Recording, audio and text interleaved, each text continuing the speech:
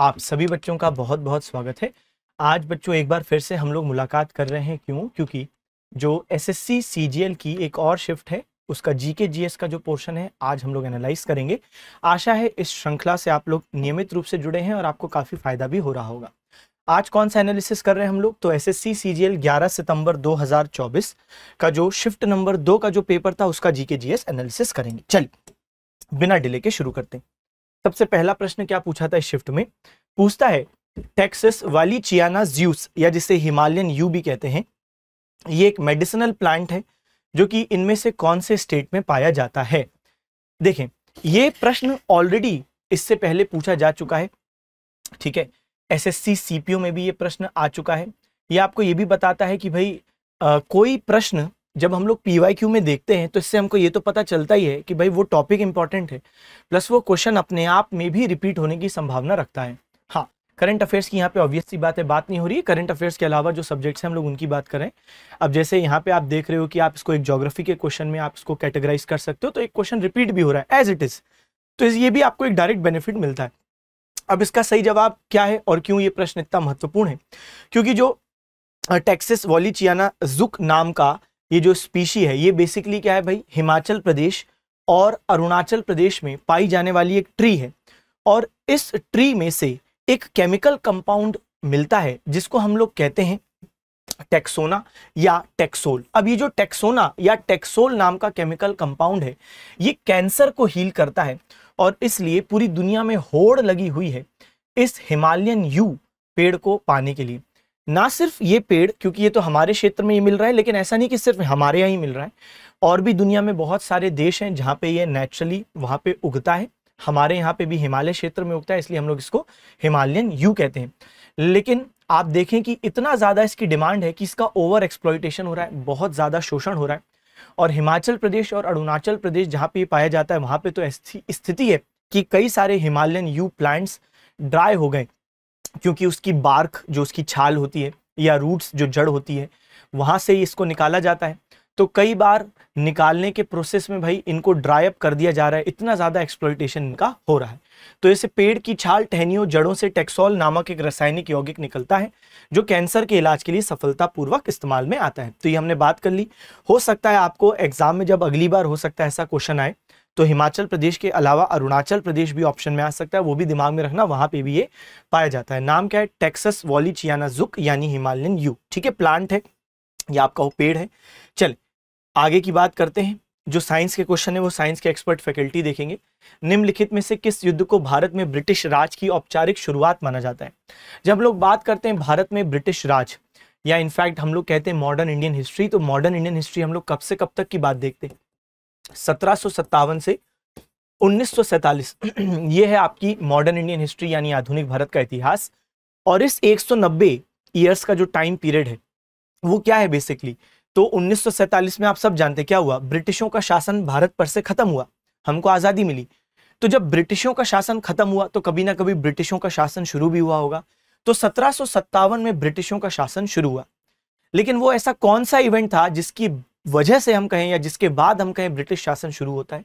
तो इसको हम कहते हैं बैटल ऑफ प्लासी, प्लासी का युद्ध। और यहीं से बैटल ऑफ प्लासी के बाद से ब्रिटिशों का शासन शुरू होता है और मॉडर्न इंडियन हिस्ट्री शुरू मानी जाती है। बैटल ऑफ प्लासी में आखिर ऐसा क्या हुआ? तो प्लासी असल में उस समय का जो बंगाल प्रांत था वहां मौजूद था। आज भी बंगाल में ये युद्ध मैदान मौजूद है। और यहाँ पर बंगाल के नवाब जिनका नाम था सिराजुद्दौला, उनकी लड़ाई हुई ब्रिटिशों के साथ। जो ब्रिटिशों के कमांडर थे उनका नाम था रॉबर्ट क्लाइव। और इस लड़ाई में हम देखते हैं कि जो 23 जून 1757 को एग्जैक्ट डेट है जब लड़ाई हुई, तो सिराजुद्दौला बंगाल के नवाब हार गए और रॉबर्ट क्लाइव या ब्रिटिश जीत गए। और यहीं से ब्रिटिशों के पास उस समय के भारत का सबसे अमीर प्रांत यानी बंगाल आ गया। और सिर्फ बंगाल नहीं आया, बल्कि क्योंकि बंगाल अमीर था, इसका ये मतलब है कि उनके पास अब पैसे की कमी नहीं रही। और जब ब्रिटिशों के पास भरपूर मात्रा में अब पैसा है तो इस पैसे से वो बड़ी आर्मी रेस कर सकते हैं। और इस बड़ी आर्मी से भारत के अलग अलग क्षेत्रों में उनने युद्ध लड़े और वो जीते, और देखते ही देखते बड़ा भारत का क्षेत्र उनके कब्जे में आया। तो प्लासी का युद्ध सिर्फ अपने आप में एक युद्ध नहीं है, बल्कि भारत की आगामी 200 वर्षों की गुलामी की शुरुआत यहां से इस युद्ध से मार्क होती है, ठीक है। तो प्लासी का युद्ध एकदम सही जवाब। चलिए आगे बढ़ते हैं। अगला प्रश्न बोलता है, निम्नलिखित में से किसने भारतीय संविधान की संशोधन विशेषता की प्रशंसा करते हुए कहा, क्या कहा कि संशोधन प्रक्रिया में यह विविधता बुद्धिमत्तापूर्ण है लेकिन बहुत कम पाई जाती है। कौन थे भाई एक्सपर्ट जिन्होंने कहा कि this variety in the amending process is wise but is rarely found. असल में आप देखते हो कि हमारा जो संविधान संशोधन का जो प्रक्रिया है वो आर्टिकल 368 में मौजूद है और हमने साउथ अफ्रीका के कॉन्स्टिट्यूशन से ये procedure for amendment of constitution लिया है ना। कहाँ से लिया है? साउथ अफ्रीका के कॉन्स्टिट्यूशन से। हमने दुनिया के बहुत सारे देशों से बहुत सारी चीजें बोरो की हैं अलग अलग संविधानों से, और साउथ अफ्रीका के संविधान से हमने प्रोसीजर फॉर अमेंडमेंट या proposal for amendment of constitution भी बोला जाता है, ये भी बोरो किया। कुल मिला के हम देखते हैं कि हमारे आर्टिकल 368 में कुछ ऐसे प्रोविजन है जहां पर केंद्र अपने हिसाब से ही अमेंड कर सकता है कॉन्स्टिट्यूशन को सिंगल हैंडेडली बिना राज्यों के इन्वॉल्वमेंट के, और कहीं कहीं कुछ ऐसे भी प्रावधान है जहां पे हमारा जो अमेंडिंग प्रोसीजर है वो बहुत रिजिड है, जहां पे राज्यों की आपको जरूरत पड़ती है। और इसी की तारीफ करते हैं कॉन्स्टिट्यूशनल एक्सपर्ट के.सी. वेयर। ये कहते हैं कि कहीं हमारा कॉन्स्टिट्यूशनल जो अमेंडमेंट प्रोसीजर है फ्लेक्सिबल है, लचीला है, और कहीं कहीं जहां पर ऐसे प्रावधान हैं जो कि बड़े स्तर पर राज्यों को भी अफेक्ट करते हैं या देश को अफेक्ट करते हैं, वहां पर हमने उसे रिजिड बनाया है, राज्यों की परमिशन जरूरी बनाई है। तो ये जो फ्लेक्सिबल और रिजिडिटी का कॉम्बिनेशन हमने डाला है ये बहुत यूनिक है ना, और ये बहुत ही अच्छी चीज है जो हमने की है, क्योंकि बुद्धिमत्तापूर्ण उन्होंने कहा है कि भाई ये इंटेलिजेंस वाली बात है लेकिन ये बहुत रेयरली फाउंड है। तो के.सी. वेयर कॉन्स्टिट्यूशन एक्सपर्ट उनने ये बात कही।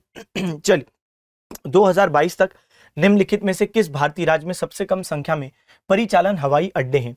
अब ये 2024 का क्वेश्चन है क्योंकि 2024 में शिफ्ट में पूछा गया, लेकिन क्वेश्चन 2022 के डेटा की बात करता है।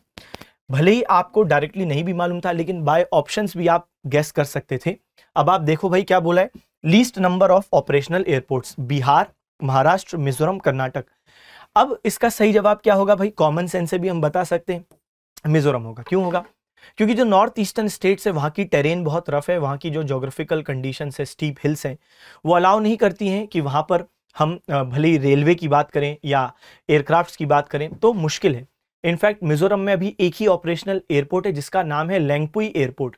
मिजोरम की जो राजधानी है अइजावल, ये वहीं पर स्थित है लेंगपुई एयरपोर्ट, इसलिए इस एयरपोर्ट का एक नाम अइजावल एयरपोर्ट भी है। तो लेंगपुई एयरपोर्ट को एक अन्य नाम से जाना जाता है और वो अन्य नाम क्या है? अइजावल, जो राजधानी है मिजोरम की, अइजावल एयरपोर्ट। इनफैक्ट मिजोरम में एक और एयरपोर्ट प्रपोज्ड है क्योंकि बहुत सारे जो लोग हैं भाई उनको यहीं आना पड़ता है अइजावल, जो दूर दराज में रहते हैं उनको सबको अइजावल आना पड़ता है, जो एक मुश्किल की बात है। तो इससे लेकिन हमको ओवरऑल पता चलता है कि ये जो क्वेश्चन था वो आप ऑप्शंस देखते तो इजीली एलिमिनेट कर देते।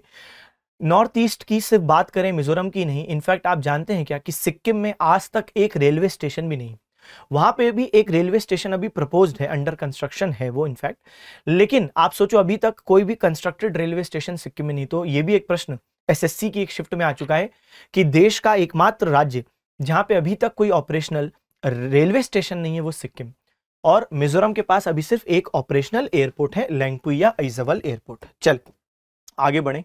तबला वादक उस्ताद जाकिर हुसैन को 2023 में भारत सरकार द्वारा निम्नलिखित में से किस पुरस्कार से सम्मानित किया गया? जब हम जाकिर हुसैन साहब की बात करते हैं, बहुत ही ज्यादा मशहूर तबला वादक, लेकिन अनफॉर्चुनेटली दिसंबर 2024 में इनका निधन हो गया हाल ही में। इससे हमको ये भी बात दिमाग में रखनी है कि ना सिर्फ स्टैटिक जीके के पर्सपेक्टिव से, अब तो करंट अफेयर्स के पर्सपेक्टिव से भी जाकिर हुसैन साहब आपको मालूम होने चाहिए। तो जब हम बात करते हैं जाकिर हुसैन साहब की तो सबसे पहली चीज, ठीक है, तबला वादक है। दूसरी बात, कई सारे अवार्ड्स इनको प्राप्त हो चुके हैं, ठीक है, जिसमें हम देखते हैं पद्मश्री, पद्म भूषण, पद्म विभूषण। इनफैक्ट इतना ही नहीं, हम ये भी देखते हैं कि इन्हें ग्रैमी पुरस्कार से भी सम्मानित किया जा चुका है, वो भी मल्टीपल ग्रैमी पुरस्कार विजेता रहे हैं। अच्छा, अब क्वेश्चन बोलता है कि 2023 में इनको कौन सा मिला था? इनकी डेथ हुई है 2024 में, 2024 में भी इनको ग्रैमी मिला था, यानी जिस साल मृत्यु हुई उस साल भी इनको ग्रैमी पुरस्कार मिला था। लेकिन उससे एक साल पहले 2023 में इनको पद्म विभूषण, जो इंडिया का सेकंड हाईएस्ट सिविलियन ऑनर है, वो मिला। इंडिया का सर्वोच्च नागरिक सम्मान भारत रत्न है, हाईएस्ट सिविलियन ऑनर, और सेकंड हाईएस्ट है पद्म विभूषण, ठीक है। आई तो यहां पर मैंने एक जगह पे इनके बारे में कुछ बातें आपकी एक्स्ट्रा लर्निंग के लिए रखी हैं। इनका जन्म मुंबई में हुआ, इनके पिताजी का नाम उस्ताद अल्लाह रखा और ये भी तबला वादक थे, उस्ताद अल्लाह रखा, और बेटे का नाम है जाकिर हुसैन, ठीक है। फिर बात करें इनके कुछ इंपॉर्टेंट अवार्ड्स की, तो पद्म भूषण, पद्म विभूषण, पद्मश्री, यानी तीनों पद्म सम्मान प्लस ग्रैमी अवार्ड्स मिल चुके हैं। ठीक है, फिर कब कब मिले हैं, तो जो हमें याद भी होना चाहिए क्योंकि क्वेश्चन बकायदा आपसे ईयर पूछता है, तो आप देख सकते हो पद्म विभूषण 2023 जो हमारे प्रश्न का जवाब है। इसके अलावा उससे पहले पद्म भूषण इनको 2002 में मिला था और पद्मश्री तो 1988 में मिला था। अब आप सोचो, पद्मश्री 1988, पद्म भूषण 2002 और 2023 में हम देखते हैं पद्म विभूषण। यहाँ पे मैंने इनकी एक 2024 में, जिस साल इनकी अनफॉर्चुनेटली मृत्यु हुई, उसी साल जब ग्रैमी अवार्ड्स आयोजित हुए थे, कहां पर, तो लॉस एंजलिस अमेरिका, वहां पर बच्चे इनको ग्रैमी पुरस्कार भी मिला था, वो भी एग्जाम में आ सकता है। तो इनका एक ग्रुप है जिसका नाम है शक्ति, और भी लोग हैं उसमें जाकिर हुसैन साहब भी थे। तो शक्ति नाम का एक इनका बैंड है, एक ग्रुप है, और उसके द्वारा जो दिस मोमेंट नाम का एक एल्बम था उसको रिलीज किया गया था, जिसे तो उसी को ही मिला है भाई क्या, तो best global music album award. तो best global music album award किसको मिला, दिस मोमेंट, ये एल्बम का नाम है दिस मोमेंट, और जिस ग्रुप ने इसको कंपाइल किया है उसका नाम क्या है, शक्ति। उसके ही पार्ट कौन है, मेंबर कौन है, जाकिर हुसैन। ठीक है, तो ये सब बातें दिमाग में रखें। गंगूबाई हंगल और प्रभा अत्रे डैश घराने की प्रतिपादक थी। 2022 एसएससी सीजीएल में भी सेम यही क्वेश्चन आया था। इससे मैं बार बार एक चीज कह रहा हूं कि भाई क्वेश्चंस रिपीट होते हैं, आपको ये बात समझ में आ जानी चाहिए कि पीवाईक्यूज करने से एक तो ये फायदा होता है कि पता चलता है कहां से ज्यादा क्वेश्चन आ रहे हैं, और ये भी पता चलता है कि जो क्वेश्चन हम देख रहे हैं कहीं वही तो रिपीट ना हो जाए। बिल्कुल हो जाता है। आपके सामने एक एग्जांपल है, 2022 में भी एनालिसिस में मैंने करवाया था और 2024 में भी ये देखो फिर आ गया। और गंगूबाई हंगल और प्रभा अत्रे ये किराना घराना से संबंधित है। असल में किराना या कैराना घराना या घराना ओवरऑल क्या होता है ये मैं कई बार बता चुका हूं अन्य शिफ्ट में। अगर आपने सुना है अच्छी बात है, एक बार फिर सुन लीजिए, और नहीं सुना तो फिर तो भाई अच्छी बात है, आपको पहली बार सुनने को मिल ही रहा है। जैसे मान लीजिए कोई एक गुरु है, उनने एक म्यूजिकल स्टाइल शुरू की किसी क्षेत्र से, तो जिस भी क्षेत्र से उनने वो म्यूजिकल स्टाइल शुरू की है, धीरे धीरे उनने उस म्यूजिकल स्टाइल को और लोगों को सिखाया, उनके शिष्यों को सिखाया, तो धीरे धीरे एक तरीके से परिवार बड़ा हुआ। और इस परिवार को ही हम लोग क्या कह रहे हैं कि भाई घर बड़ा हो रहा है, तो इसलिए हम लोग कहते हैं घराना, तो घराना बड़ा हो रहा है, यानी वो जो शिष्य हैं वो उसी म्यूजिकल स्टाइल को और आगे बढ़ा रहे हैं। तो यहाँ पे हम देखते हैं कि बंदे अली खान साहब, तो बंदे अली खान साहब इनने एक म्यूजिकल स्टाइल शुरू की। कहाँ शुरू की, तो उत्तर प्रदेश में एक जगह है जिसको हम कहते हैं किराना या कैराना। ठीक है, तो किराना या कैराना उत्तर प्रदेश, वहां से शुरू की, और इसलिए वहीं से इस म्यूजिकल घराने का नाम भी पड़ गया कैराना घराना। और उसके ही जो कुछ करने वाले, उस स्टाइल को फॉलो करने वाले लोग हैं वो हैं गंगूबाई हंगल और प्रभा अत्रे। इतना ही नहीं, कुछ और भी महत्वपूर्ण लोग हैं, जैसे भीमसेन जोशी, एक बहुत बड़ा नाम है, अब्दुल करीम खान, अब्दुल वाहिद खान, तो अब्दुल वाहिद खान और करीम खान, ये भी दो लोग हैं फेमस, जो प्रश्न पर कभी भी आपको देखने को मिल सकते हैं। तो यहाँ पे मैं आपको दिखा देता हूँ कुछ और महत्वपूर्ण नाम।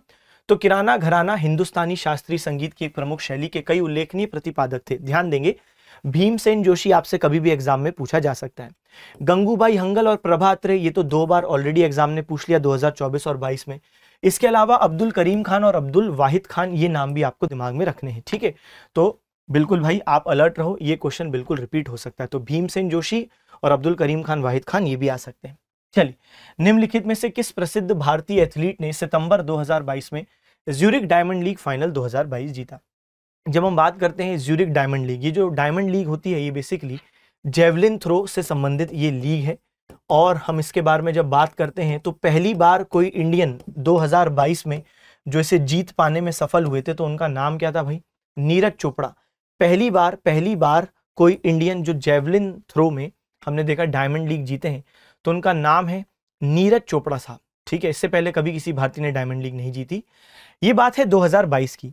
लेकिन हम देखते हैं कि 2024 में फिर से डायमंड लीग जब अभी आयोजित हुई हाल ही में ब्रुसेल्स बेल्जियम में, तब नीरज चोपड़ा जी सेकंड स्पॉट पर आए। 2022 में फर्स्ट आए थे, गोल्ड लिया था, 2022 में सेकंड स्पॉट पर आए थे।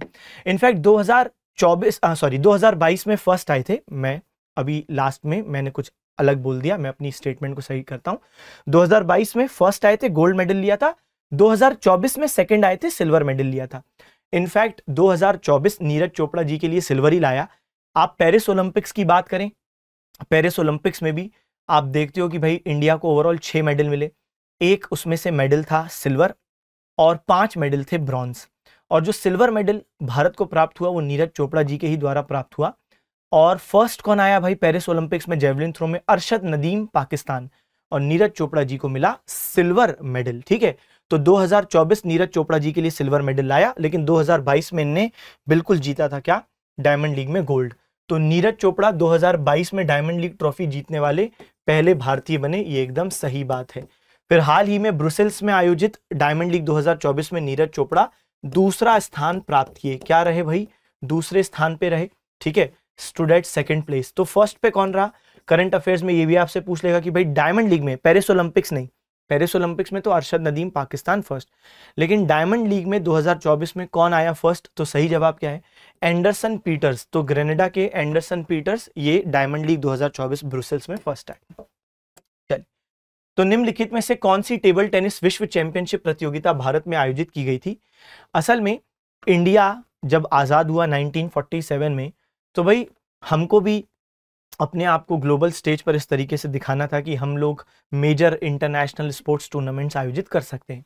इसलिए हम देखते हैं कि एशियन गेम्स 1951 भी हमने आयोजित किया, जिसको हम लोग एशियाड या एशियन गेम्स बोलते हैं।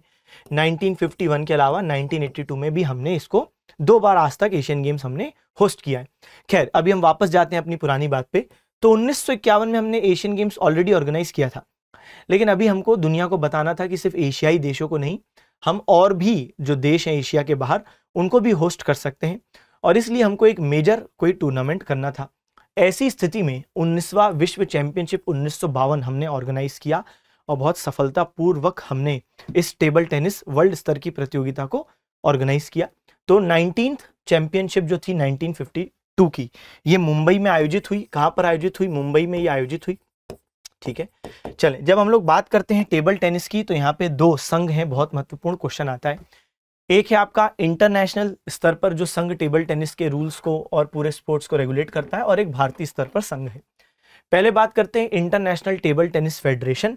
इसकी स्थापना 1926 में हुई, और इसका मुख्यालय लॉसेन स्विट्जरलैंड है। कमाल की बात सुनो, इंटरनेशनल टेबल टेनिस फेडरेशन 1926, और जो हमारा इंडियन टेबल टेनिस फेडरेशन है या table tennis federation of India, उसकी भी स्थापना कब हुई भाई? उसकी भी स्थापना होती है 1926 में।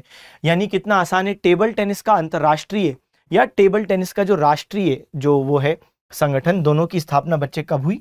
1926 में ही दोनों की स्थापना होती है। मुझे आशा है कि ये आपको याद रखने में हेल्पफुल रहेगा। इसका मुख्यालय कहां पर है? Lausanne Switzerland.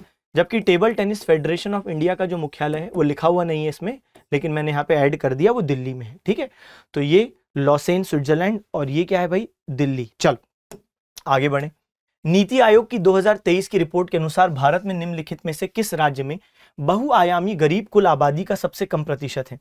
As per the report of Niti Aayog in 2023, which among the following states in India has the lowest percentage of total population that is multidimensionally poor?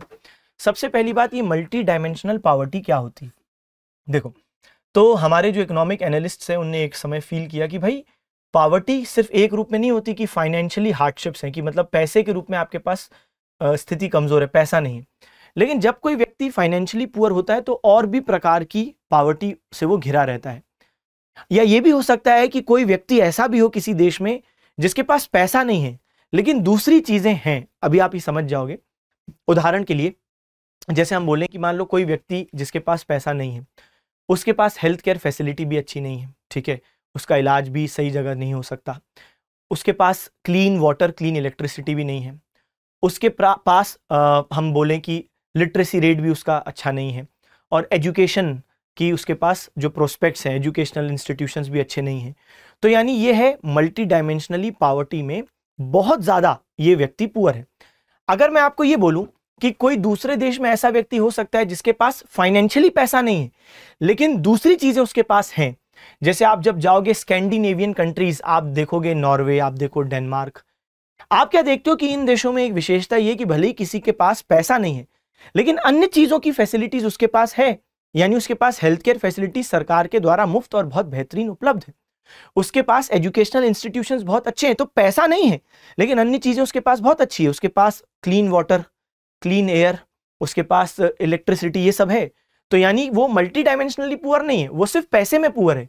जबकि अगर आप इंडिया का कोई गरीब देखोगे तो वो मल्टी डायमेंशनली पुअर है, क्योंकि उसके पास ना सिर्फ पैसा कम है बल्कि अन्य जो आयाम है वहां पे भी, अन्य फील्ड्स में भी उसके पास एक्सेस नहीं है।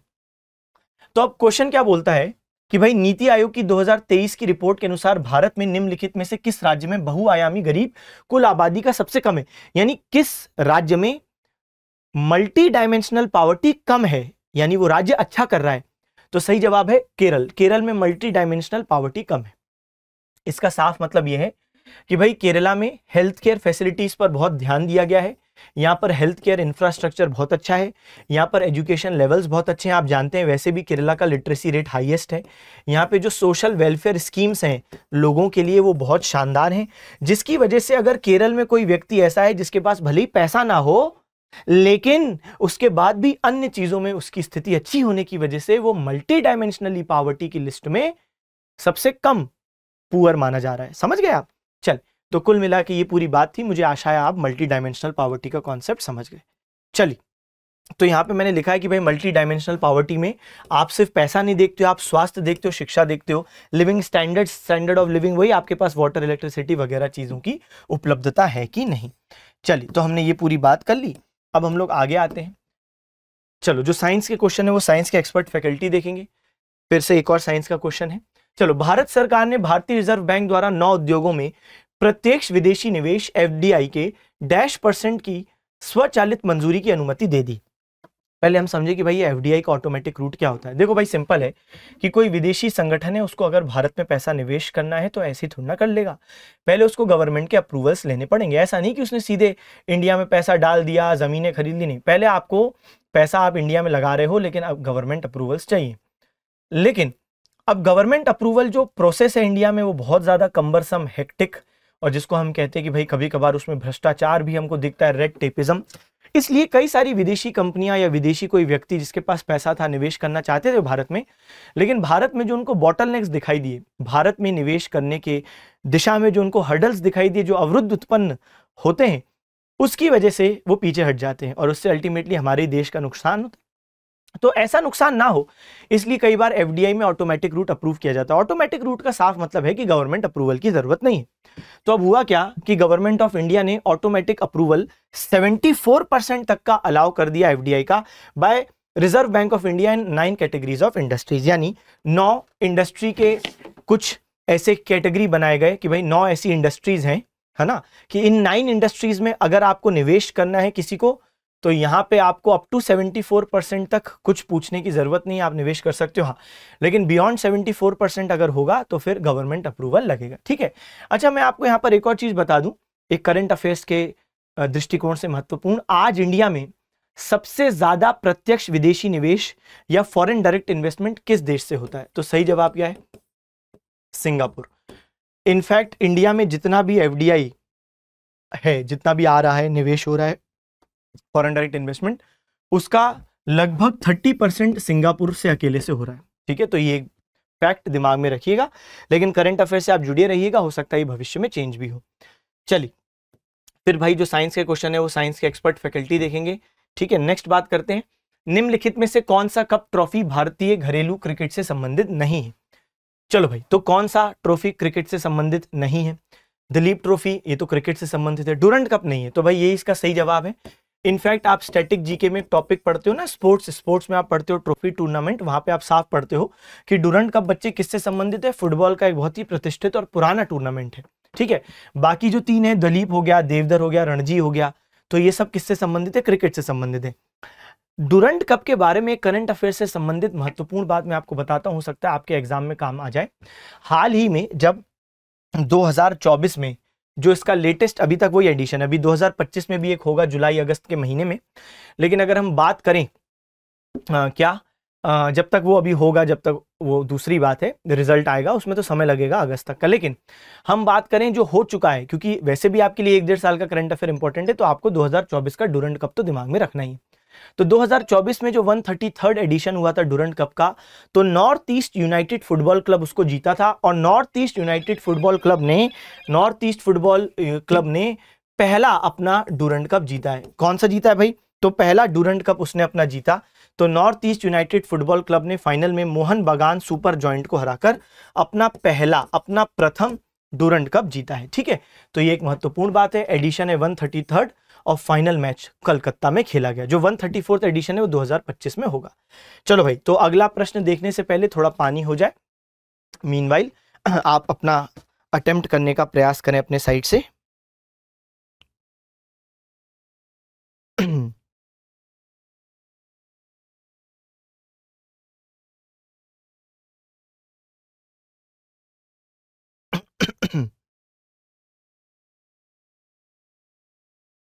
चलो भाई आगे बढ़े।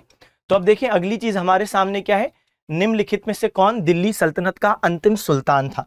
तो जब हम लोग दिल्ली सल्तनत की बात करते हैं बच्चे, तो दिल्ली सल्तनत में कई सारे वंश आए। जैसे दिल्ली सल्तनत में सबसे पहला वंश आया जिसको हम कहते हैं स्लेव डायनेस्टी या गुलाम वंश। इसके बाद हम देखते हैं खिलजी डायनेस्टी आई, खिलजी डायनेस्टी, ठीक है, खिलजी डायनेस्टी या खिलजी वंश। इसके बाद हम देखते हैं तुगलक डायनेस्टी। क्या देखते हैं बच्चे, तुगलक डायनेस्टी। तो तुगलक डायनेस्टी इसके बाद आई, तो ये है तुगलक डायनेस्टी। इसके बाद हम देखते हैं सैयद डायनेस्टी। क्या है, सैयद डायनेस्टी इसके बाद। और फिर बच्चे हम लोग जो अंत में देखते हैं वो है लोधी डायनेस्टी। क्या है, लोधी डायनेस्टी। चले, अब इसमें भी स्लेव डायनेस्टी कब से कब तक है, तो 1206 से 1290, खिलजी वंश 1290 से 1320। पांचों वंश में सबसे कम समय खिलजी वंश ने शासन किया। तुगलक बच्चे 1320 से 1414, ठीक है, पांचों में सबसे ज्यादा तुगलक वंश ने शासन किया, 94 ईयर्स। सैयद वंश तो हम देखते हैं कि 1414 से 1451, ठीक है, ये इसको हम सही कर दें भाई, अरे कोई नहीं, इसको हम लोग इस एक्स्ट्रा 1 को हटा देते हैं। हाँ बहुत बढ़िया। चल, तो 1414, 1414 से 51 और 1451 से 1526 क्या चला, ये चला आपका लोधी वंश। तो लोधी वंश दिल्ली सल्तनत में अंतिम वंश था। 5 वंश में सबसे अंतिम लोधी। लेकिन क्वेश्चन ने आपसे अंतिम वंश नहीं पूछा, अंतिम वंश में अंतिम सुल्तान कौन है। अब लोधी वंश में अलग अलग रूलर्स थे। जैसे सबसे पहले आते हैं बहलुल लोधी। बहलुल लोधी के बेटे सिकंदर लोधी। सिकंदर लोधी के बाद उनके बेटे इब्राहिम लोधी। और ये जो इब्राहिम लोधी हैं ये 1517 से 1526 तक शासन करते हैं। 1526 में इनका युद्ध होता है बाबर के साथ। बाबर जो काबुल के राजा थे वो भारत आते हैं और उनके और इब्राहिम लोधी के बीच में 1526 में जो लड़ाई होती है इसको हम कहते हैं फर्स्ट बैटल ऑफ पानीपत, यानी पानीपत का पहला युद्ध। और इस first battle of Panipat, Panipat Haryana में, यहाँ पे इब्राहिम लोधी की हार होती है, बाबर की जीत होती है। और इस तरीके से दिल्ली सल्तनत खत्म होता है। दिल्ली सल्तनत 1206 में शुरू हुआ और कब खत्म हुआ, 1526 में खत्म हुआ। 1526 में दिल्ली सल्तनत के खत्म होने के साथ कौन सा वंश शुरू हुआ, मुगल साम्राज्य, मुगल वंश शुरू हुआ। अच्छा, तो ना सिर्फ इब्राहिम लोधी युद्ध स्थल पे हारे, बल्कि क्या आप जानते हैं इनकी मृत्यु भी हुई। और एकमात्र दिल्ली सुल्तान यही है जिनकी युद्ध स्थल में मृत्यु हुई। इनसे पहले कई सारे दिल्ली सुल्तान आए, देखो इतने सारे वंश पहले, उनमें कई सारे शासक थे, किसी की भी युद्ध स्थल पे मृत्यु नहीं हुई थी। इब्राहिम लोधी की ही सिर्फ दिल्ली सुल्तानों में युद्ध स्थल पे मृत्यु हुई। तो सही जवाब है बच्चे, अंतिम सुल्तान यही है। बाबर ने इनको जान से मारा और मुगल साम्राज्य शुरू किया। चलें अगला देखें। जल निकायों के संदर्भ में निम्न ज्वार आते हैं, या हम बोलें in the context of water bodies नीप टाइड्स अकर। अब नीप टाइड्स क्या होते हैं समझिएगा। देखो मुख्य रूप से 2 प्रकार के हम टाइड्स जिसमें हम बात करते हैं, स्प्रिंग टाइड्स और नीप टाइड्स, ज्वार या टाइड, है ना। सबसे पहली बात, ये टाइड्स आते क्यों हैं, क्योंकि जब हम देखते हैं कि भाई अर्थ, हम देखते हैं अर्थ की एक नेचुरल सैटेलाइट है जिसको हम कहते हैं मून, और मून का एक ग्रेविटेशनल पुल है, एक गुरुत्वाकर्षण है, जिसकी वजह से पृथ्वी पर मौजूद जो पानी है वो उसकी तरफ आकर्षित होता है। तो जैसे जैसे मून मूव करता है वैसे जो पृथ्वी का पानी है वो भी मूव करता है ग्रेविटेशनल पुल की वजह से। और साथ साथ सूर्य भी मौजूद है, सूर्य काफी डिस्टेंस पर है, तो उसका जो ग्रेविटेशनल पुल है हमारे पृथ्वी के पानी पर वो ज्यादा नहीं है, लेकिन फिर भी वो है। तो उसकी मूवमेंट की वजह से भी हमारा जो वाटर्स हैं हमारे अर्थ पर वो अफेक्ट होते हैं उसके गुरुत्वाकर्षण की वजह से। लेकिन जब एक ऐसा कॉन्फ़िगरेशन बनता है कि जब अर्थ के राइट एंगल्स पर मून और सन आ जाते हैं, तो मैं आपको इस इमेज से समझाने का प्रयास करता हूं। जैसे ये अर्थ है, अब अर्थ के राइट एंगल पर मून और अर्थ के राइट एंगल पर सन आपको दिख रहे होंगे, है ना। तो जब ये राइट एंगल्स पर आ जाते हैं, ऐसी स्थिति में क्या होता है कि मून का ग्रेविटेशनल पुल पानी को मून की दिशा में खींच रहा है, लेकिन सन का ग्रेविटेशनल पुल सन की दिशा में खींच रहा है। क्योंकि ये अलग अलग दिशा में खींच रहे हैं, इसलिए इनका जो ग्रेविटेशनल पुल का जो नेट कंबाइंड फोर्स होता है वो कैंसिल आउट कर देता है एक दूसरे को, ठीक है, क्योंकि ये कहीं और खींच रहा है, ये कहीं और खींच रहा है, तो दोनों की फोर्स एक दूसरे को कैंसिल आउट कर देती है, नलिफाई कर देती है। इसकी वजह से ऐसी कॉन्फ़िगरेशन के दौरान हम लोग देखते हैं कि जो हमारा हाई टाइड होता है वो ज्यादा हाई नहीं है, क्योंकि दोनों ने एक दूसरे की ग्रेविटेशनल पुल को कैंसिल आउट कर दिया, ग्रेविटेशनल फोर्स को कैंसिल आउट कर दिया। तो हमारा हाई टाइड ज्यादा हाई नहीं होता और हमारा लो टाइड ज्यादा लो नहीं होता। तो हाई टाइड और लो टाइड के बीच में जो डिफरेंस होता है वो लोएस्ट होता है, और इसी को हम लोग नीप टाइड कहते हैं। मैं फिर अपनी बात बोलता हूं, नीप टाइड क्या होते हैं? जब हाई टाइड और लो टाइड के बीच का जो, जैसे ये हाई टाइड है, पानी ऊपर, लो टाइड पानी नीचे, तो हाई टाइड और लो टाइड के बीच का जो गैप है तो वो हम देखेंगे मिनिमम होता है, तो उसको हम कहते हैं नीप टाइड। और दूसरा होता है स्प्रिंग टाइड। स्प्रिंग टाइड क्या होगा? जब मून और सन और अर्थ एक ही डायरेक्शन में अलाइंड होंगे। ऐसी स्थिति में आप सोचो कि मून का भी ग्रेविटेशनल पुल और सन का भी ग्रेविटेशनल पुल ये एक ही डायरेक्शन में, तो यानी ये एक दूसरे को हेल्प आउट करेगा, ऐड हो जाएगा ग्रेविटेशनल फोर्स। ऐसी स्थिति में जो टाइड्स बनते हैं वो बहुत ही बड़े बनेंगे, तो हाई टाइड बहुत हाई होंगे, लो टाइड बहुत लो होंगे, ठीक है। तो ऐसी स्थिति में जो गैप होगा वो क्या होगा? मैक्सिमम होगा, तो इसको हम कहते हैं स्प्रिंग टाइड। और नीप टाइड में क्या होता है? हाई टाइड ज्यादा हाई नहीं है, लो टाइड ज्यादा लो नहीं है, तो गैप कम से कम होता है, तो नीप टाइड, ठीक है। चलें, तो कुल मिला के हमसे तो क्वेश्चन ने क्या पूछा है? नीप टाइड पूछा है। तो नीप टाइड का कब होता है? जब सूर्य और चंद्रमा एक दूसरे के राइट एंगल्स यानी समकोण पर स्थित हो। स्प्रिंग टाइड पूछता तो तब एक ही दिशा में हो, है ना। तो जैसे अगर पूछता वो स्प्रिंग टाइड, तब हमारा ऑप्शन ए सही रहता, ठीक है भाई। चलो, लेकिन अभी ऐसा है नहीं। चलो भाई आओ आगे बढ़े। चित्तानी रामचंद्र हेगड़े किस नृत्य से जुड़े हैं? तो सही जवाब है भाई यक्षगान। चलो भाई, तो हम लोग बात करते हैं कि फोक डांस स्टैटिक जीके में बहुत ही महत्वपूर्ण सेगमेंट है। हालांकि उसकी कोई सीमा नहीं है, क्योंकि फोक डांस या क्लासिकल डांस की हम बात करें या फोक म्यूजिक, क्लासिकल म्यूजिक की बात करें, तो इनका स्कोप बहुत ज़्यादा है। और आपको देश में कई सारे अलग अलग नृत्यों के, अलग अलग म्यूजिकल इंस्ट्रूमेंट्स के बजाने वाले, उस पर नृत्य करने वाले लोग मिल जाएंगे। तो ऐसी स्थिति में ये संभावना कि हर बार ही हमसे प्रश्न बन जाए ये कम रहती, लेकिन फिर भी हम प्रयास कर सकते हैं कि कितना ज़्यादा से ज़्यादा हम लोग पढ़ पाएं। अब कर्नाटक में एक फोक डांस होता है यक्षगान। तो यक्षगान बेसिकली एक ड्रामा डांस है। ड्रामा डांस का मतलब क्या होता है कि यहाँ पर डांस तो हो रहा है, लेकिन वो ड्रामा फॉर्म में हो रहा है, यानी थिएट्रिकल ड्रामा होता है ना कि नाट्य भी चल रहा है, ड्रामा भी चल रहा है, उस पर ही डांस कर रहे हैं। तो बेसिकली यहाँ पे पुराण या मिथोलॉजिकल स्टोरीज की थीम होती है, उस पर ये डांस और ड्रामा किया जाता है, ठीक है। इसमें विशेष रूप से जो कॉस्ट्यूम्स होती हैं, मास्क होते हैं, मेकअप होता है, उस पर बहुत बल दिया जाता है, क्योंकि फेशियल एक्सप्रेशंस का बहुत जोर होता है इस पर्टिकुलर डांस में, जिसको हम यक्षगान बोलते हैं, कर्नाटक का है। यहाँ पर मैंने कर्नाटक के फोक डांस आपके लिए एक जगह पे रख भी दिए हैं। आप यहाँ पर देख पा रहे होंगे कि यक्षगान यहाँ पे लिखा भी हुआ है, लेकिन यक्षगान के अलावा कर्नाटका के और फोक डांस कौन से, लोक नृत्य कौन से? भूत आराधने। कुछ समय पहले एक पिक्चर आई थी कंतारा, बहुत ही शानदार मूवी थी। तो मैं तो आपको ये जरूर रिकमेंड करूंगा कि कंतारा देखें, इसलिए क्योंकि उसमें जो साउथ इंडियन कल्चर है उसको बहुत अच्छे तरीके से दर्शाया गया है। तो कंतारा मूवी में भूत आराधने या भूत कोला कई बार दिखाया जाता है, इनफैक्ट वो मूवी का थीम ही उस पर बेस्ड है। तो इस प्रकार से उसमें कुछ चित्रण होता है, तो ये कर्नाटक का ही है, ठीक है। इसके अलावा कुनीथा, सुग्गी यक्षगान तो हमने डिस्कस किया, हुत्तारी, करगा, लंबी।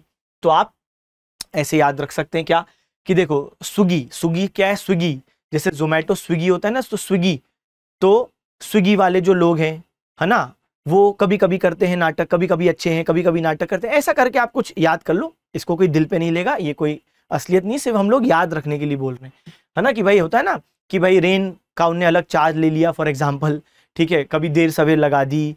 तो मान लो स्विगी वाले लोग अगर नाटक कर रहे हैं तो उसको हम क्या बोलेंगे? नाटक से कर्नाटक। हम लोग ऐसे याद कर सकते हैं, ठीक है। तो ये हम लोग सिर्फ याद रखने के लिए कह रहे हैं, ऐसा हकीकत में ऐसी कोई बात हम बोल नहीं रहे, ठीक है। तो भाई स्विगी वाले कर रहे हैं नाटक, तो सुगी कर्नाटक, नाटक से कर्नाटक। तो ऐसे आप करके कुछ कर सकते हो। तो यक्षगान, भूत आराधने, कुनीथा, सुगी, हुत्तारी, करगा, लंबी, ठीक है भाई। आओ आगे बढ़े, अगली चीज को अब हम लोग देखेंगे। पुरी के जगन्नाथ मंदिर में किन 3 देवताओं की मूर्तियां स्थापित हैं? ये तो बहुत इजी क्वेश्चन है, ठीक है। हम लोग भी स्टैटिक जीके में अपनी क्लास में इसको करते ही हैं। फेस्टिवल्स में भी करते हैं और टेम्पल्स वाले चैप्टर में भी करते हैं। तो जो जगन्नाथ पुरी यात्रा, जिसको रथ यात्रा भी कहते हैं, पूरी यात्रा भी कहते हैं, गुंडीचा यात्रा भी कहते हैं, बहुत ही ज़्यादा बड़े स्तर की यात्रा और न जाने कहाँ से देश विदेश से लोग उसमें हिस्सा लेने के लिए पहुंचते हैं। एक ये भी मान्यता है कि उसमें हिस्सा लेने वाले का मतलब है व्यक्ति का कि भाई 100 हवन में जितना पुण्य प्राप्त होगा, 100 हवन में उतना आपको इस यात्रा में शामिल होने में पुण्य प्राप्त होगा, एक ऐसी भी मान्यता है। खैर, अब यहाँ पे हम बात करें कि पुरी के जगन्नाथ मंदिर में किन की मूर्तियां हैं, तो भाई सही जवाब है जगन्नाथ, बालभद्र और सुभद्रा। तो जगन्नाथ यहाँ पे श्री कृष्ण के अवतार हैं। तो एक ये मान्यता थी कि एक बार सुभद्रा जी, जो श्री कृष्ण और बलराम की बहन है, उनने कहा अपने दोनों भाइयों से कि मुझे नगर भ्रमण करना है, घूमना है। तब भाइयों ने एक भव्य रथ तैयार करवाया और अपनी बहन को घुमाया। तब से ये मान्यता है कि भाई हर साल इस तरीके से रथ यात्रा निकाली जाती है। अच्छा, अब इस रथ यात्रा में बेसिकली क्या होता है कि श्री कृष्ण, बलभद्र यानी बलराम और सुभद्रा जो बहन है, तो उनकी यात्रा निकाली जाती है और ये जगन्नाथपुरी मंदिर से कहाँ जाते हैं, गुंडीचा मंदिर, इसलिए इस यात्रा को गुंडीचा यात्रा भी कहा जाता है। और 9 दिन तक फिर गुंडीचा मंदिर में ही विराजते हैं, इसलिए इसे गुंडीचा यात्रा कहते हैं। फिर गुंडीचा मंदिर से 9 दिन बाद 9 दिन वहां रुके, फिर गुंडीचा मंदिर से वापस आएंगे जगन्नाथपुरी की तरफ। रास्ते में बीच में मौसी माँ मंदिर आता है, ठीक है, तो वहां पे ये लोग रुकते भी हैं, ठीक है, लोग का मतलब है लोग भी रुकते हैं और देवी देवताओं को भी रोका जाता है। और वहां पे पोड़ा पीठा नाम का एक ट्रेडिशनल पारंपरिक एक मिठाई है, जो कि भोग उसका मिठाई का लगाया जाता है इन देवी देवताओं को, लोग भी उसका सेवन करते हैं प्रसाद के रूप में, और फिर ये वापस आ जाते हैं जगन्नाथपुरी। तो इसे रथ यात्रा, पूरी यात्रा, गुंडीचा यात्रा, 9 दिन यात्रा, क्योंकि 9 दिनों के लिए गुंडीचा मंदिर रहते हैं, तो ये सब नाम से जाना जाता है। ठीक है, ठीक, आइए आगे। हमने ये मार्कआउट कर दिया, बिल्कुल हमने ये मार्कआउट कर दिया, इसमें कोई दिक्कत वाली बात नहीं है। ठीक है, चलो भाई आओ आगे बढ़े, अगला देखें क्या है। भारत के संविधान का कौन सा अनुच्छेद स्पष्ट रूप से प्रावधान करता है कि राष्ट्रपति पुनः निर्वाचित होने के लिए पात्र हैं? बिल्कुल है, लेकिन यहाँ आपको आर्टिकल पूछता है। तो देखो, हमारे पास प्रेसिडेंट्स के लिए जो आर्टिकल है, उनमें एक ऐसा आर्टिकल है जो कहता है कि भाई राष्ट्रपति कोई अगर है या पास्ट में रह चुके हैं तो वापस से वो री एलिजिबल हैं, कोई दिक्कत नहीं है, वो फिर से चुनाव लड़ सकते। तो इंडिया में ऐसा कोई बाउंडेशन नहीं है जैसा अमेरिका में हमको देखने को मिलता है कि नहीं भाई 2 बार से ज़्यादा नहीं बन सकते, हमारे यहाँ पर ऐसा कोई बाउंडेशन नहीं है। अब क्वेश्चन पूछता है कि भाई लेकिन आर्टिकल कौन सा है, आर्टिकल बताना है आपको। तो आर्टिकल है 57। मैं यहाँ पर एक आर्टिकल के जो इंपॉर्टेंट आर्टिकल्स हैं उनका मैंने कंपाइलेशन आपके लिए रखा है। ठीक है, आर्टिकल 52 में राष्ट्रपति के पद की स्थापना है कि there shall be a president of India, Bharat का एक राष्ट्रपति होगा, तो ये प्रेसिडेंट ऑफ इंडिया आर्टिकल 52। 54 में इलेक्शन ऑफ प्रेसिडेंट, देखो कहीं से भी प्रश्न आ जाता है। ठीक है, 57 मैंने नहीं रखा क्योंकि ऑलरेडी अभी हमने डिस्कस कर लिया, री इलेक्शन के लिए एलिजिबल है वो 57 में। इसके अलावा आप देखो 60 एग्जाम में आ सकता है, ओथ। 61 बहुत इंपॉर्टेंट, इम्पीचमेंट, महाभियोग, तो प्रेसिडेंट को हटाने का पूरा प्रोसेस, तो यहाँ पे इम्पीचमेंट है आर्टिकल 61 में। इसके अलावा आप देखते हो 72 में पार्डनिंग पावर, जो क्षमा शक्तियां हैं, ठीक है, तो पार्डनिंग पावर ऑफ प्रेसिडेंट। 75 में पीएम का अपॉइंटमेंट और मिनिस्टर्स का अपॉइंटमेंट जो केंद्रीय मंत्री होते हैं प्रेसिडेंट करते हैं वो है। फिर 1, 2, 3 जो आर्टिकल उसमें ऑर्डिनेंस मेकिंग पावर है, अध्यादेश। ठीक है, तो ये यहाँ पे मौजूद है। तो कुल मिला के ये एक कंपाइलेशन आपको हेल्प आउट करेगा प्रेसिडेंट्स के संदर्भ में, बाकी क्लास में तो हम लोग डिटेल में पढ़ते ही हैं। चल, उच्च न्यायालय में न्यायाधीश के रूप में सेवा करने वाली पहली भारतीय महिला अन्ना चैंडी को किस उच्च न्यायालय में नियुक्त किया गया था? अब देखो ये बहुत ही गर्व की बात थी जब ऐसा हुआ था। क्या आप जानते हैं अन्ना चैंडी ये इंडिया की फर्स्ट फीमेल जज हैं।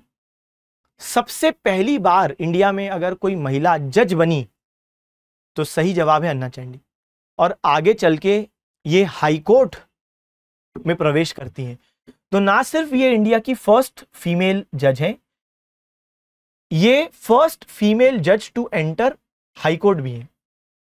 ठीक है, या फर्स्ट फीमेल जज ऑफ हाई कोर्ट भी है अन्ना चैंडी। तो क्वेश्चन पूछता है कौन से कोर्ट, कौन से हाई कोर्ट में ये फीमेल जज बनी थी? तो कुल मिला के सही जवाब है केरल।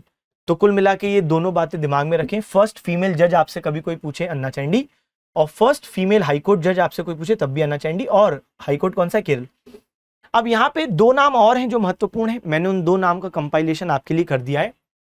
अगर क्वेश्चन पूछता है कि हाई कोर्ट की पहली चीफ जस्टिस महिला बताओ, देखो अन्ना चैंडी ये चीफ जस्टिस नहीं बन पाई, ये प्रथम महिला जज हैं और प्रथम महिला हाईकोर्ट जज हैं। हाईकोर्ट में जज बनी लेकिन हाईकोर्ट में चीफ जस्टिस मुख्य न्यायाधीश नहीं बनी। तो अगर कभी कोई प्रश्न पूछे कि हाईकोर्ट में पहली महिला चीफ जस्टिस मुख्य न्यायाधीश, तब आप क्या जवाब देते हो? लीला सेठ। तो यहां पर देखो मैंने आपके लिए कंपाइलेशन किया है। तो Leila Seth first women to become chief justice of a state high court, और कहा कि हिमाचल प्रदेश की ये चीफ जस्टिस बनी थी। ठीक है। अच्छा, इसके अलावा दिल्ली हाईकोर्ट की पहली महिला जज भी लीला सेठ हैं। तो ये हिमाचल प्रदेश के हाईकोर्ट की चीफ जस्टिस तो बनी बाद में, लेकिन उससे पहले दिल्ली हाईकोर्ट की जज भी रही थी। फर्स्ट दिल्ली हाईकोर्ट की जज। ओवरऑल फर्स्ट वुमेन जज किसी भी हाईकोर्ट की, अन्ना चैंडी, केरल हाईकोर्ट। ठीक है। और दिल्ली हाईकोर्ट की पहली महिला जज कौन? तो लीला सेठ। आगे चल के ये हिमाचल प्रदेश हाईकोर्ट की चीफ जस्टिस बनी। अभी तक हम लोग सिर्फ नॉर्मल कोर्ट और हाईकोर्ट की बात कर रहे थे। अब हम लोग चलते हैं सुप्रीम कोर्ट। सुप्रीम कोर्ट की पहली महिला जज कौन है? फातिमा बीवी। सुप्रीम कोर्ट आ गया अब। तो फातिमा बीवी फर्स्ट वुमेन जज ऑफ सुप्रीम कोर्ट। अब आपके मन में प्रश्न आ रहा होगा कि सर चलो ठीक है, ये बताओ कि सर फर्स्ट वुमेन जज to become chief justice of supreme court, supreme court की क्या कोई महिला चीफ जस्टिस अभी तक हुई है? नहीं, अभी तक नहीं हुई है। हाँ, लेकिन 2027 में बीवी नागरत्ना मैडम, जो अभी सुप्रीम कोर्ट की जज हैं, वो वर्तमान में 2027 में बन सकती हैं चीफ जस्टिस ऑफ इंडिया। और अगर वो बन जाती तो वो पहली महिला चीफ जस्टिस ऑफ इंडिया होंगी। ठीक है। लेकिन अभी तक कोई नहीं बना है। चलो भाई, तो ये पूरी बात है मैंने आपसे डिस्कस कर ली। चलो आगे का क्या है भाई प्रश्न? जुलाई 2021 तक निपुण भारत योजना निम्नलिखित में से किस मंत्रालय द्वारा शुरू की गई थी? तो भाई ये जो निपुण योजना है, अगर आपको इसके बारे में मालूम है तो ये प्रश्न बड़ा आसान था। ठीक है। ये असल में आपका जो एजुकेशन मिनिस्ट्री है, शिक्षा मंत्रालय द्वारा शुरू की गई है कि बहुत ही शानदार योजना। असल में ये निपुण योजना क्या है इसको समझते हैं तो हम देखते हैं कि हमारे देश में कई सारे ऐसे बच्चे जो कि एक पर्टिकुलर क्लास तक पहुंच जा रहे हैं, मगर फिर भी वो अपनी भाषा में अपना नाम नहीं लिख पा रहे, या बेसिक बातचीत नहीं कर पा रहे, या नंबर्स नहीं पढ़ पा रहे। तो इस प्रॉब्लम को दूर करने के लिए ये प्रयास किया गया कि भाई क्लास 3rd तक के जो बच्चे हैं, जो क्लास 3rd तक पहुंच गए, वो पूरे देश के बच्चों को अपना नाम लिखना आना चाहिए। बेसिक जो उनकी मातृभाषा उसमें वो रीड कर पाएं और नंबर्स पढ़ पाएं। तो उसी के लिए एक योजना शुरू की थी जिसका फुल फॉर्म क्या था? National initiative, NI, national initiative for proficiency in reading, proficiency in reading, पढ़ने में निपुणता, विथ अंडरस्टैंडिंग एंड न्यूमेरेसी। यानी proficiency in reading with understanding and numeracy, यानी इसका क्या मतलब है भाई? न्यूमेरेसी और रीडिंग, मतलब पढ़ भी पाए और नंबर्स समझ पाए। तो ये है निपुण भारत आपकी योजना। ठीक है भाई। तो इसमें मैंने आपको बता दिया क्लास 3 के जो बच्चे हैं, जब तक वो क्लास 3 में पहुंच रहे हैं तब तक उनको अच्छे से सिखा दिया जाए। अच्छा, ये कब शुरू की गई? तो 2020 में जब नेशनल एजुकेशन पॉलिसी आई थी ना, एक हमारी पुरानी नेशनल एजुकेशन पॉलिसी चल रही थी 1986 से, तो उसको रिप्लेस करते हुए हम देखते हैं कि एक नई एजुकेशन पॉलिसी आई 2020 में। उसी के अंतर्गत ये निपुण उसका एक पार्ट था। अच्छा, तब जब इसको लॉन्च किया गया तब जो आपके यूनियन मिनिस्टर थे एजुकेशन के, मिनिस्ट्री ऑफ एजुकेशन, कौन देख रहे थे? तो रमेश पोखरियाल निशंक। लेकिन आज कौन है? धर्मेंद्र प्रधान साहब। आज जब मैं बात करता हूं 2025 में, तो धर्मेंद्र प्रधान साहब, तो ये है आपके क्या? Union minister of education. ठीक है, धर्मेंद्र प्रधान साहब, ये आपके एजुकेशन मिनिस्टर केंद्र स्तर पर। ठीक है भाई, ओके, आगे बढ़ते हैं। चलो अगला प्रश्न क्या बोलता है? अगला प्रश्न आपसे पूछता है कि वैदिक जीवन की आश्रम प्रणाली के अनुसार निम्नलिखित में से कौन सा जीवन का तीसरा चरण था? तो जब हम लोग बात करते हैं उत्तर वैदिक काल, वैदिक काल को भी 2 हिस्सों में बांटा गया है। वैदिक काल शुरू कब होता है? तो हम देखते हैं 1500 ईसा पूर्व में। और खत्म कब होता है? तो खत्म कब होता है? 600 ईसा पूर्व में। लेकिन उसमें भी एक फर्दर डिवीजन है। कैसा डिवीजन? तो हम देखते हैं कि 1000 ईसा पूर्व का एक डिवीजन है। 1500 से 1000 के बीच के समय को हम लोग बोलते हैं ऋग वैदिक काल या प्रारंभिक वैदिक काल। और 1000 ईसा पूर्व से 600 ईसा पूर्व का जो समय है उसको हम लोग क्या बोलते हैं? लेटर वैदिक एज या उत्तर वैदिक काल। अब ध्यान से सुनेंगे, इस उत्तर वैदिक काल में एक मान्यता आती है आश्रम व्यवस्था, जहां पे व्यक्ति के जीवन को 4 फेजेस में डिवाइड किया जाता है। और वो 4 फेजेस क्या हैं? सबसे पहले ब्रह्मचार्य, ये है 1 से 25 की एज, जिसमें व्यक्ति का काम होना चाहिए पढ़ाई करना, नो रिलेशनशिप, पढ़ाई करो, वेदों का ज्ञान अर्जित करो। फिर 26 से लेकर 50 ये है गृहस्थ जीवन, नाम से दिख रहा है कि यहाँ पे आप हाउस होल्डर की लाइफ बिता सकते हो, ठीक है, आप शादी कर सकते हैं, आप आगे बढ़ के फिर हम कहें कि जो जिम्मेदारियां हैं घर की आप उठा सकते हैं, यानी जो गृहस्थ जीवन होता है आप उसको निभाएं। इसके अलावा वनप्रस्थ 51 से 75, यहाँ पे आपको घर का मोह त्यागना है, आपको वन की तरफ प्रस्थान करना है, इसलिए वनप्रस्थ। और फिर 75 प्लस में आपको सब कुछ त्याग देना है, संन्यास। सिर्फ मेडिटेशन करो, ध्यान लगाओ, ताकि आप ईश्वर से और निकट हो पाओ और आपकी आत्मा का परमात्मा से मिलन हो। तो इस तरीके की बात थी, तो 75 प्लस संन्यास। तो ये आश्रम व्यवस्था का सबसे पहला वर्णन हमको कहाँ मिलता है? जबला या जबाला उपनिषद। 108 उपनिषद है और उनमें से जो जबला या जबाला उपनिषद है 108 में से, तो उसमें सबसे पहली बार ये 4 आश्रम का हमको वर्णन मिलता है। तो ये भी ऐसा एग्जाम में आ सकता है कि सबसे पहले कहाँ मिलता है, तो जबला या जबाला उपनिषद। चलो, निम्नलिखित में से किस शहर में महात्मा गांधी ने ब्रिटिश बागान मालिकों द्वारा लगाए गए नील के खेती के खिलाफ किसान आंदोलन का नेतृत्व किया था? तो जब हम लोग बात करते हैं महात्मा गांधी जी की, तो इनने चंपारण आंदोलन जो शुरू किया वो भारत में उनका प्रथम सत्याग्रह है। गांधी जी की बात करें तो इनका जन्म 2 अक्टूबर 1869 को पोरबंदर गुजरात में हुआ और हर साल गांधी जयंती के माध्यम से आप इनको याद भी करते हो, छुट्टी लेते हो ना भाई आप लोग, तो मालूम भी होना चाहिए क्यों। चलिए, फिर इनके पिताजी का नाम क्या है? तो करमचंद गांधी। करमचंद गांधी पिताजी का नाम है। मदर का नाम क्या है? तो पुतली बाई, ये उनकी मम्मी का नाम है, ठीक है, माता जी का नाम है। फिर बात करें भाई उनकी जो वाइफ है उनका नाम क्या है? कस्तूरबा गांधी उनकी वाइफ का नाम है। चले, फिर लॉ की पढ़ाई करने गए थे, कहाँ? तो लंदन गए थे। फिर वापस आए भारत में, लेकिन संघर्षपूर्ण जीवन रहा इनका आने के बाद, क्योंकि उस समय नौकरियां नहीं मिल रही थी, ठीक है। तो इनको नौकरी जब नहीं मिल रही थी तो स्ट्रगलिंग फेज था। लॉ की पढ़ाई कर ली लेकिन नौकरी नहीं मिल रही, तब ऑफर आता है साउथ अफ्रीका से। इनके क्लाइंट होते हैं दादा अब्दुल्ला, वो ऑफर करते हैं कि आइए मेरे लिए केस लड़िए और रहने खाने की व्यवस्था भी हम देखेंगे और सैलरी भी देंगे। तो ये साउथ अफ्रीका चले गए और साउथ अफ्रीका में इनने एक अखबार भी शुरू किया, इंडियन ओपिनियन। 1903 में इंडियन ओपिनियन न्यूज़पेपर इन्होंने शुरू किया।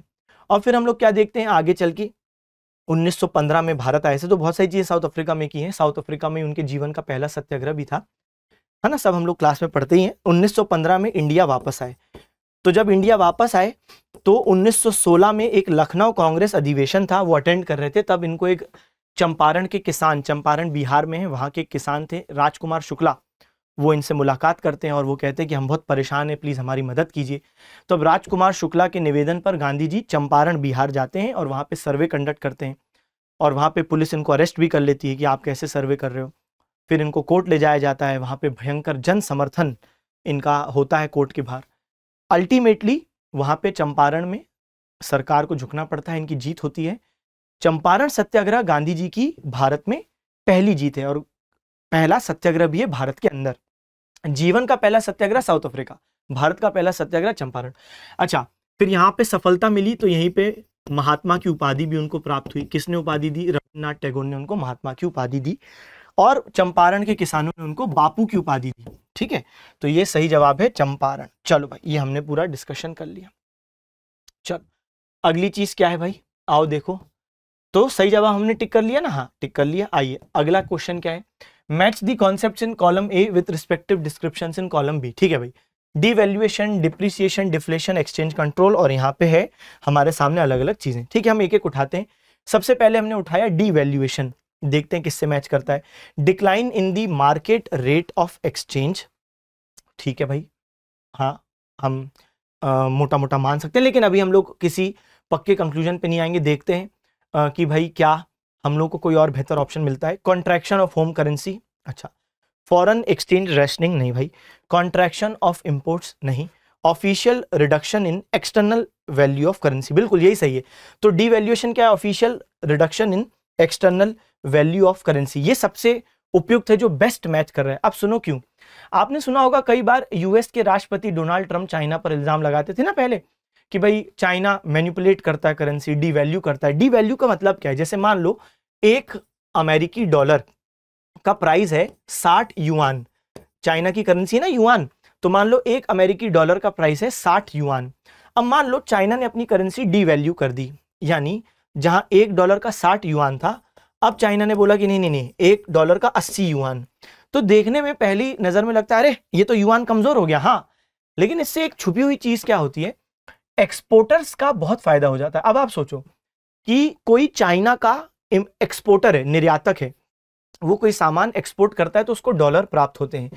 पहले हर डॉलर जो उसको प्राप्त होता था उसने अपना सामान अमेरिका में बेच दिया है, कहीं पे भी बेच दिया, डॉलर मिला, ठीक है। जो डॉलर उसे प्राप्त हुआ, पहले उसे 60 युआन मिलते थे उस डॉलर के बदले, ठीक है। मतलब वो डॉलर उसको प्राप्त हो गया और फिर उसने वो डॉलर अपने चाइना के बैंक में दिया, चाइनीज बैंक ने उसे 60 युआन दिए। लेकिन अब जब ये करेंसी डीवैल्यू हो गई, तो अब जब वो $1 कमा के ला रहा है और उसको वो चाइना के बैंक में रख रहा है, तो चाइना का बैंक उसको बदले में 80 युआन दे रहा है, तो उसका तो बहुत फायदा हो गया, 80 युआन मिल गए। पहले 60 युआन मिल रहे थे, अब 80 मिल गए। मैं आपको बच्चे ये बताना चाह रहा हूं कि जब डिवैल्यू की जाती है ना करेंसी, डिवैल्यूएशन होता है, तो एक्सपोर्टर्स का बहुत लाभ होता है। तो ट्रंप क्यों सही इल्जाम लगाते थे? क्योंकि सही में चाइना मैनिपुलेट करता था करेंसी, डिवैल्यू करता था वो। क्यों? ताकि एक्सपोर्ट्स और एनकरेज हो। तो जाहिर सी बात है भाई, एक्सपोर्टर्स तो और खुश होंगे, बहुत बड़े स्तर पर एक्सपोर्ट करेंगे, नए नए लोग फिर एक्सपोर्ट करने के बिजनेस में आएंगे, ये बात। तो डिवैल्यूएशन क्या होता है? ए का 5। तो देखो हम लोग यहीं से कर लेते हैं, ए का 5 किसमें? ए और डी में से कोई सही जवाब होगा। और देखते हैं डिप्रिसिएशन क्या होता है। डिप्रिसिएशन मतलब होता है कि जैसे हम लोग बोलते हैं मैंने कोई कार खरीदी, अब 2 साल मैंने उसको चलाया, तो उसका जो वियर एंड टियर है उसकी वजह से उसकी जो वैल्यू में, मार्केट प्राइस में कमी आएगी, है ना। तो डिप्रिसिएशन देखो क्या है? Decline in the market rate of exchange. हाँ यही सही है, तो बी का 1 हो जाएगा, सही बात। क्योंकि बाकी जो है कॉन्ट्रैक्शन ऑफ होम करेंसी नहीं, फॉरेन एक्सचेंज रेशनिंग नहीं, कॉन्ट्रैक्शन ऑफ इंपोर्ट्स नहीं, तो आपका बी का 1 है। तो बी का 1, ए का 5, बी का 1, तो भाई यही सही है जवाब, ठीक है। तो आप यहीं से बना सकते थे इस प्रश्न का सही जवाब। तो कुल मिला के आज हम लोग इस एनालिसिस में देखें कि हमने बहुत अलग अलग प्रकार के अलग अलग सब्जेक्ट्स के क्वेश्चन देखे, और हमने ये नोटिस किया कि भाई जो लेवल ऑफ एग्जाम है वो कहीं इजी कहीं मॉडरेट हमको देखने को मिला। हाँ एक आध क्वेश्चन बहुत हार्ड थे, लेकिन ओवरऑल जब हम देख रहे हैं बात, तो आप इसको इजी टू मॉडरेट स्तर का पेपर कहोगे। और आपको पता चला कि कहाँ से आपको क्या पढ़ना है, ठीक है। तो परेशान नहीं होना है, जब आप नियमित रूप से मेहनत करते हैं तो आपके लिए सब चीज़ें समय के साथ आसान होती हैं। पढ़ते रहो, सिलेक्शन लो, अपने माता पिता का नाम रोशन करो। बताओ कि आपको ये वीडियो कैसी लगी, कोई इंप्रूवमेंट फीडबैक हम आपको और बेहतर कैसे पढ़ा सकते हैं भी बताइएगा। Okay bye bye, thank you, ta-ta, see you again.